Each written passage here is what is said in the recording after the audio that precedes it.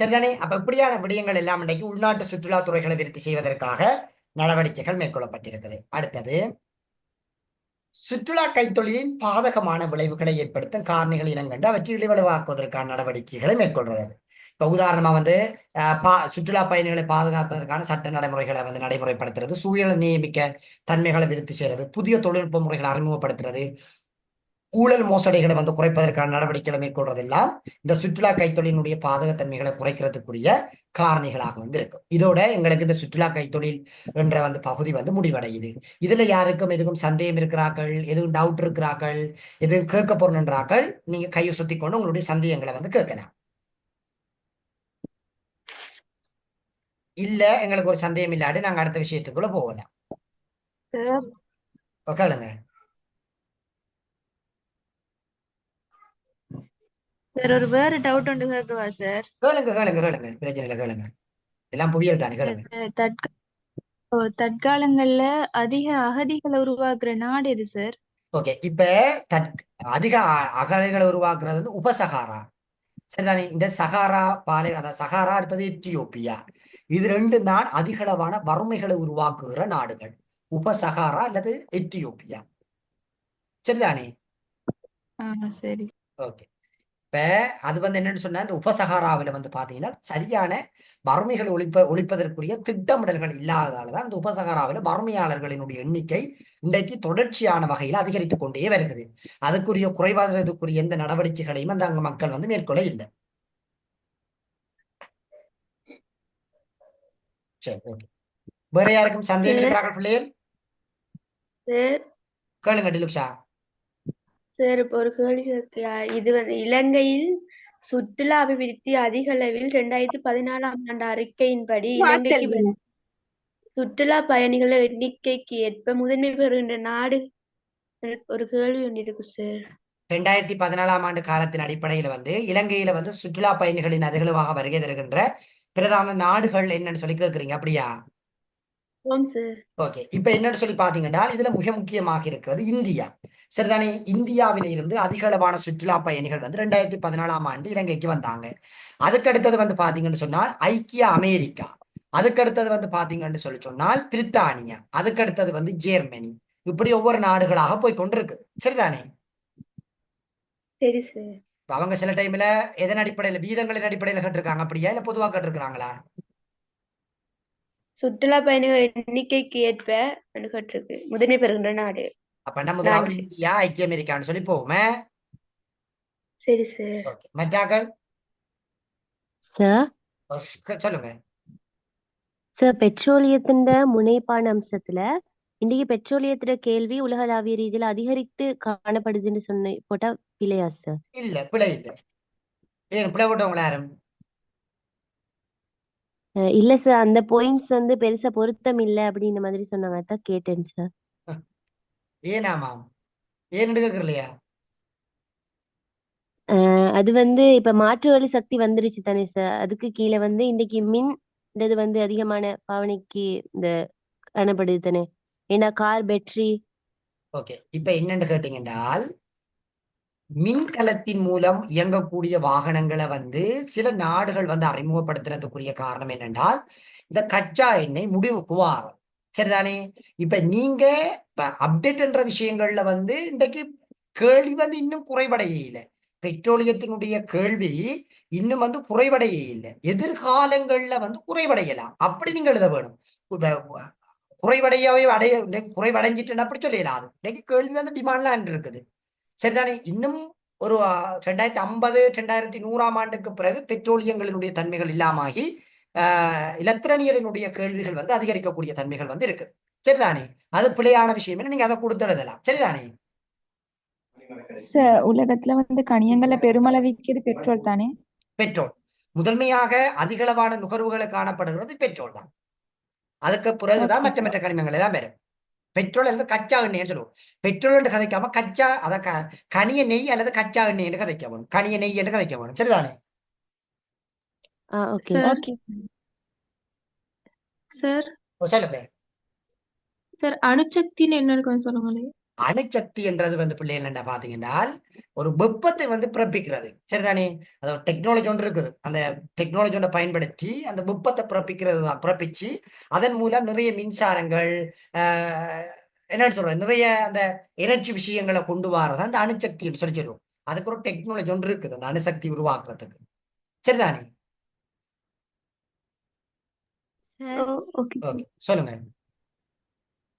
இலங்கையில குறைந்த நகராக்க மட்டத்துக்கு காரணம் வறுமையும் வருமா? குறைந்த நகராக்க மட்டத்துல வறுமை நாங்க ஒரு பெரிய ஒரு தாக்கமா சொல்ல முடியாது. ஏனென்றால் நகரங்கள் என்று சொல்லும் போது அங்க வறுமைகள் குறைவான தன்மைகள் தான் இருக்கும். அப்ப அதால நாங்க வறுமைகளை முக்கியத்துவப்படுத்தி கதைக்கிறது ஒரு பொருத்தப்பாடு இல்லாத விஷயமா இருக்கும். இப்ப நிர்வாக நியதிகள் பயன்படுத்தப்படுகின்றமை, அதே நேரத்தில் குத்தான கட்டிடங்கள் வளர்ச்சி அடைகின்றமை, போக்குவரத்து வசதிகள் விருத்தி அடைந்து கொண்டு போகின்றமை, மக்களுடைய நெருக்கங்கள் அதிகரிக்கின்றமை, தொழில் வாய்ப்புகள் குவிந்து காணப்படுகின்றமை, இதுகள் தான் வேறு. சரி சரி. சரிதானே? அது இல்லாம போக முடிச்சுன்னா அந்த நகரங்கள் குறைவடைந்து கொண்டு வரும். தொழில் வாய்ப்புகள் இல்லாம போனா அந்த நகரத்துல மக்கள் இருக்க மாட்டாங்க. கைத்தொழில் அதாவது 2ஆம் 3ஆம் வகை பொருளாதார நடவடிக்கை இல்லாட்டி அங்க வந்து மக்கள் வாழ மாட்டாங்க. போக்குவரத்துகள் சரியான வகையில் இல்லாட்டி அங்க மக்கள் வாழ மாட்டாங்க. நிர்வாக நியதிகள் வந்து இல்லாட்டி அங்க மக்கள் வாழ மாட்டாங்க. இப்படியான விஷயங்கள் வச்சு கூட எழுத வேணும். சரிதானே? சரி சரி. ஓகே, சரி. அடுத்த விஷயத்தை சார், நாங்க நிர்வாக நியதிகள் என்ன? என்னண்டு நிர்வாக நியதிகள் சொன்ன என்னது? நிர்வாக நியதிகள் என்றா பிள்ளைகள் இப்ப என்னன்னு சொல்றது, இந்த போக்குவரத்து, மருத்துவம், கல்வி, உங்களுடைய அந்த டிஎஸ் ஆபீஸ், கச்சேரி, இதுகள் எல்லாம் டவுன்ல போய் இருந்திருக்கும். அதுகள் தான் நிர்வாக நியதி. நிர்வாக விஷயங்களை மேற்கொள்வதா நிர்வாக நியதிகள் என்று. ஓகே. சரிதானே? சரி, அடுத்தது நாங்க புதிய ஒரு தலைப்பு படிக்க போறோம். இந்த பூகோள மயமாக்கம். இப்ப இது பெரும்பாலும் அவ்வளவு பெரிய பகுதிகளாக நீங்க முக்கியத்துவப்படுத்த வேண்டிய தேவைப்பாடுகள் இல்லை. MCQ என்றதன் அடிப்படையில நீங்க வந்து பார்த்து கொண்டீங்கன்னா சரி. சரி, முதலாவது இந்த பூகோளமயமாக்கம் என்ற விஷயத்த நீங்க தெரிஞ்சு வச்சிருக்க வேணும். சரிதானே? இந்த பூகோளமயமாக்கம் என்ற விஷயத்த நீங்க கட்டாயம் தெரிஞ்சு வச்சிருக்க வேணும். என்ன என்று சொல்லி பாத்தீங்கன்னா, அந்த பூகோளமயமாக்கம் என்னன்னு பாத்தீங்கன்னா, எல்லாரும் ஒரு குடையின் கீழே சுருங்குறது. இப்ப உதாரணமா வந்து பாத்தீங்கன்னு சொல்லி சொன்னால், பீட்சா என்றால் உலகத்துல இருக்கிற எல்லாருக்குமே தெரியும் பீட்சா அப்படி இருக்கும், வட்ட வடிவமாக இருக்கும், அதுல நல்ல சீஸுகள் போட்டிருக்கும், நல்ல இறைச்சி துண்டுகள் இருக்கும், எல்லாருக்கும் தெரியும். KFC என்ற ஒரு பதம் கேள்விப்பட்டீங்கன்னா உலகத்தில் இருக்கிற முழு பேருக்கும் தெரியும் KFC என்றா என்னன்றது. ஹோண்டா, ஹீரோ ஹோண்டா என்ற உலகில் இருக்கிற எல்லா இடத்தையும் ஹீரோ ஹோண்டான்றது தெரியும். அப்ப உலகில் இருக்கிற எல்லா மக்களையும் ஒரு சிந்தனையின் போக்குல கொண்டு வாரது தான் நாங்க இங்க பூகோளமயமாக்கம் என்று சொல்லி சொல்லுவோம். சரிதானே? இவங்களோட சேர்த்து இந்த பரதேசிய கம்பெனிகளும் இவங்களோட சேர்ந்து வர போறாங்க. தகவல் தொடர்பான தொழில்நுட்பங்கள் வர போறாங்க. எல்லாம் சேர்ந்து இவங்களோட வர போறாங்க. இந்த பூகோளமயமாக்கத்தை யாரு எங்களுக்கு தந்தவங்க, யார் இதை கொண்டு சரியான முறையில கொண்டு நடத்தி கொண்டிருக்கிறாங்க என்றத இங்க திட்டமிட வேணும். சரிதானே? இப்ப ஒரு விஷயத்தை நாங்க இந்த பூகோளமயமாக்கங்கள் ஒரு விஷயத்தை நாங்க விளங்கி வச்சிருக்க வேணும். இந்த பூகோளமயமாக்கம் வந்ததுக்கு பிறகுதான் இன்றைக்கு இங்கே ஒவ்வொருவரிலையும் கலை, கலாச்சார, பழக்க வழக்கங்கள், நடைமுறைகள் முழுதும் மாற்றம், சடுதியான மாற்றம். இன்றைக்கு போன் இல்லாத ஆட்கள் யாருமே இல்லை. போன் யார கையில இல்லை, சகலர கையிலையும் இருக்குது. இன்றைக்கு ஒரு ஒரு என்னன்னு சொல்றோம், 1ஆம் ஆண்டு பிள்ளைகிட்ட போனை கொடுத்தீங்கன்றால் உங்களுக்கு தெரியாத செட்டிங் எல்லாம் செய்யும் அந்த பிள்ளை. நீ 1ஆம் ஆண்டு பிள்ளைகிட்ட கொடுத்து பாருங்க, யூடியூப் ஓபன் பண்ணும், பாட்டு தேடி பாட்டு பார்க்கும், கார்ட்டூன் பார்க்கும், முழுதும் பார்க்கும். இது பூகோளமயமாக்கம். முதல் ஆரம்ப காலங்களில் இருந்தவங்களுக்கு எல்லாம் போன் ஒரு அதிசயம். போன்டா பெரிய அதிசயமா தான் பார்ப்பாங்க. போன் வச்சிருக்கிறார்கள் பணக்காராக்கள், வச்சிருந்தார்கள் பணக்காராக்கள். முதல் போன் வச்சிருந்தவன் தான் பணக்காரன். இன்றைக்கு முழு பேர்கிட்டையும் போன் இருக்குது. அப்ப யோசிச்சு பாருங்க, இன்றைக்கு பூகோளமயமாக்கம்ன்றது இதுதான். எல்லாரையும் ஒன்றாக ஒருமைப்பாடாக கொண்டு வரதுதான் இந்த பூகோளமயமாக்கம். சரி, ஒரு நாடு பூகோளமயமாக்கத்துக்குள்ள வர வேணுமா வரக்கூடாதா என்றது அந்த நாட்டினுடைய திட்டமிடலை வச்சுக்கொண்டுதான் நாங்க யோசிக்க வேணும். இப்ப எங்கட நாட்டுக்கு பூகோளமயமாக்கம் தேவையா என்று சொல்லி கேட்டால் தேவை இல்லாத ஒன்று. பூகோளமயமாக்கல் வந்ததாலதான் இன்றைக்கு எல்லாருடையும் மாற்றங்களும் நிறைய குழப்பங்களுக்கும் உரிய காரணங்கள். சரிதானே? பாப்போம், ஒவ்வொரு விஷயங்களா படிக்க போகும்போது இன்னும் இதை விரிவா பார்த்து கொண்டு போகும். பாருங்க, பூகோளமயமாக்கம் என்றால் என்ன பாருங்க. பூகோளமயமாக்கம் என்பது பல்வேறு துறைகளுக்கு ஏற்ப பல்வேறு வகையில் வரிவிலக்கணங்கள் கொடுக்கப்படுகிறது. உலக ரீதியில் நோக்குகள், உற்பத்திகள், சிந்தனைகள் மற்றும் பண்பாட்டு அம்சங்களின் பரிமாற்றத்தில் இருந்து எழுகின்ற சர்வதேச ரீதியாக ஒன்றிணைப்பு செயல்முறையை ஒரு பூகோளமயமாக்கம். இன்றைக்கு எல்லார சிந்தனையும் உண்டு, எல்லார பழக்க வழக்கமும் உண்டு, எல்லார கலாச்சாரமும் உண்டு, எல்லாருடைய நடைமுறைகளும் உண்டு. எல்லாம் ஒரே குடையின் கீழே உருவாகிற ஒன்றுதான் இந்த பூகோளமயமாக்கம். இப்ப மிக சிறந்த உதாரணமாக நான் பிள்ளைகளுக்கு அடிக்கடி சொல்றது வந்து என்னன்னு சொன்னால், இந்த முஸ்லிமாக்கள் தொழுகிற விஷயம்.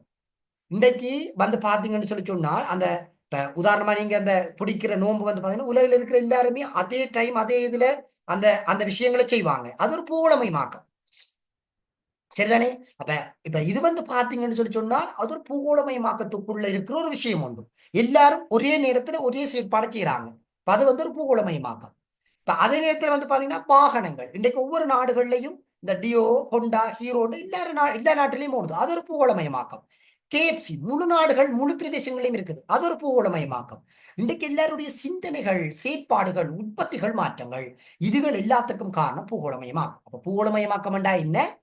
உலகளாவிய ரீதியில உலக ரீதியில எல்லாருடைய சிந்தனைகள், உற்பத்திகள், பண்பாடுகள், பழக்க வழக்கங்கள் இதுகள் எல்லாமே ஒன்றிணைக்கப்பட்ட ஒரு செயல்முறையைத்தான் நாங்க பூகோளமயமாக்கம் என்று சொல்லி சொல்லுவோம். எல்லாரும் ஒரே விஷயத்தையே செய்யறது அதைத்தான் இங்க பூகோளமயமாக்கம் என்று சொல்லி சொல்லுவோம்.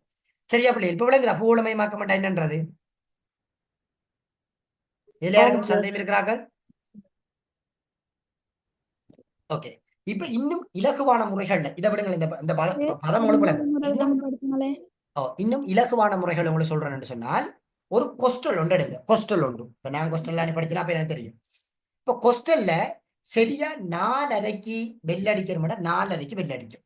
எல்லாரும் எழும்புவாங்க. 4:30யோட சகலரும் அந்த கொஸ்டல் இருக்கிற முழு பேரும் எழும்ப வேணும்.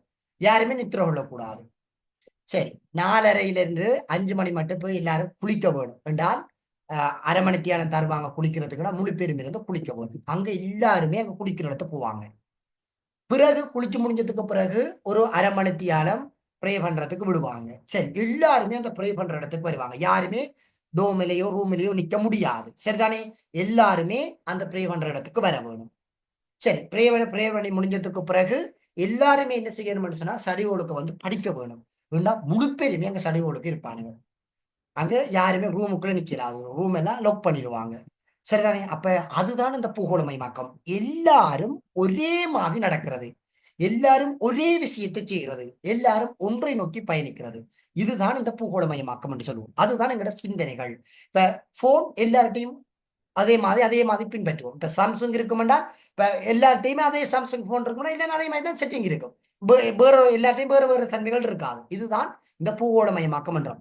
எல்லாரும் உற்பத்திகள், பழக்க வழக்கங்கள், பண்பாடுகள், கலாச்சாரங்கள் எல்லாத்தாலையும் நாங்க பிணைக்கப்பட்டு எல்லாரும் ஒரே செயல்முறைகள் ரீதியாக கொண்டு வர செயல்முறை தான் நாங்க இங்க சொல்லுவோம் வந்து பூகோளமயமாக்கம் என்று சொல்லி சொல்லுவோம். சரியா பிள்ளை?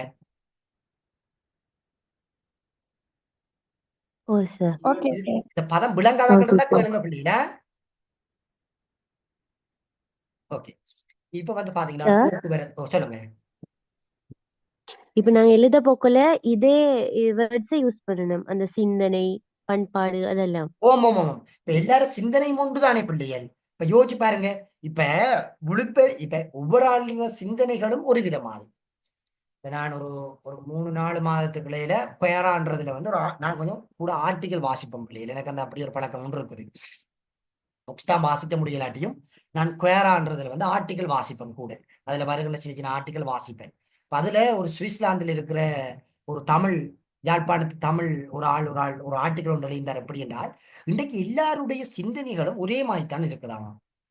ஒவ்வொருத்தண்ட மைண்ட்லையும் ஒரே விஷயம் தான் ஓடிக்கொண்டிருக்குது. யாருமே கிரிட்டிக்கலா யோசிக்கிற அளவுக்கு இந்த நாடுகள் அவங்கள அடிமைப்படுத்தி வச்சிருக்குது. இப்ப இலங்கையில வந்து பிள்ளைகள் பசி வந்தால் எல்லார வாயிலையும் பாருங்க பசி பசி பசி பசி பசி எல்லாம் தெரிவாங்க. முதல்ல அப்படி இல்லை. குறிப்பிட்ட ஆட்களுக்கு மட்டும்தான் அந்த வறுமை அந்த பஞ்சம் என்று வந்தது. இன்றைக்கு எல்லாருக்கும் அதே பிரச்சனை வருகிறது. அப்ப நாங்க எல்லாருமே பூகோளமயமாக்கத்துக்குள்ள பின்னிப்பிக்கப்பட்டிருக்கோம். இப்ப யோசிச்சு பாருங்க, சீனாவில வந்த கொரோனாவால ஏன் எங்கட நாடு பாதிக்கப்பட வேணும்? யோசிச்சு பாருங்க, சீனாவில தான் கொரோனா வந்தது. ஏண்டாப்பா முழு நாட்டில் இந்த மக்கள் இருந்தாங்க, முழு நாட்டினுடைய பொருளாதார நெருக்கடிக்கு பின்னிக்கு போகணும். என்னன்னாங்க, பூகோளமயமாக்கத்துக்குள்ள போயிட்டோம். ஒரு நாடு பாதிக்கப்பட்டால் அவரை தொத்தி இருக்கிற முழு நாடு சடசடன்று விழுந்து கொண்டு வரும். இப்ப இந்த கம்பத்தில் இணைக்கப்பட்ட ஆக்கள் மாறிட்டான். இப்ப இதுல இருக்கிற ஒரு கம்பம் ஒன்று இருக்குது. இதுல சரிந்திருக்கிற கம்பங்கள் மாதிரிதான் நாங்க எல்லாரும் இவங்கள்ட்ட இப்படி சரிஞ்சு போயிருக்கிறோம். இந்த கம்பம் சரிந்தால் இவங்க எல்லாரும் தடா. இதுதான் இந்த நாடுகள்ல நடக்கிற பூகோளமயமாக்கம். அப்ப நாங்க எல்லாருமே ஒன்றாக பின்னி பிணைக்கப்பட்டிருக்கிறோம். சிந்தனைகளாக இருக்கட்டும், எங்களுடைய செயற்பாடாக இருக்கட்டும், எங்களுடைய பண்பாடாக இருக்கட்டும், எங்களுடைய மொழியாக இருக்கட்டும், எல்லாமே பின்னி பிணைக்கப்பட்டதாக இருக்கிறதா இன்றைக்கு பூகோளமயமாக்கம் என்று சொல்லி சொல்லுவோம். சரிதானே? இந்த 2021ஆம் ஆண்டு காலப்பகுதியில பிள்ளைகள் ஓகே ஒரு சார். கேள்வி ஒன்று போட்டிருந்தாங்க. அப்படி என்றால் COVID-19 தொற்றின் காரணமாக பூகோளமயமாக்கத்தில் ஏற்படுத்தப்பட்ட மாற்றங்கள் என்று சொல்லி ஒரு கேள்வி ஒன்று போட்டிருந்தவங்க. எடுத்து பாருங்க, இறுதி கேள்வியா போட்டிருப்பாங்க 2021ஆம் ஆண்டு காலப்பகுதியில. அதுல அப்டேட் விஷயங்களை வச்சுக்கொண்டு எழுத வேண்டிய விஷயங்களாக இருக்கு.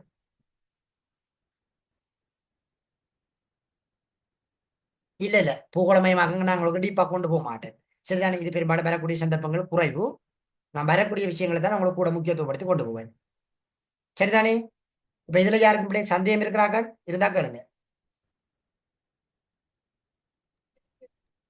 சார், சுற்றுலா கைத்தொழில் வந்து எதிர்பார்க்கிற வினான்னு என்னோட சுற்றுலா கைத்தொழில் பிள்ளை எதிர்பார்க்கிற வினான்னு கேக்குறேன் சார்.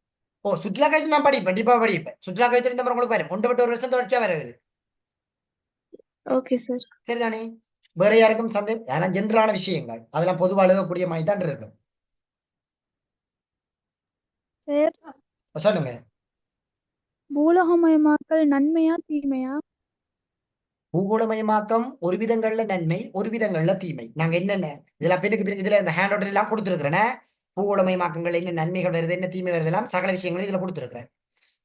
படிக்கும் போது உங்களுக்கு விளக்கும் என்னென்ன விஷயங்கள் நன்மை, என்னென்ன விஷயங்கள் தீமைன்றது. இப்ப வேலை வாய்ப்பு வர்றது நன்மை, சூழல் மாசுபடுறது தீமை. அப்படி ஒவ்வொரு விஷயங்களும் இருக்குது. சரிதானே? சரி, ஓகே பிள்ளைல முடிச்சு கொடு. நாளைக்கு மார்னிங் கிளாஸ் இருக்குது, மார்னிங் கிளாஸ்ல ஜாயின் பண்ணிக்கொள்ளுங்க. சரிதானே? Okay sir. ஓகே. சார். சரி சார்.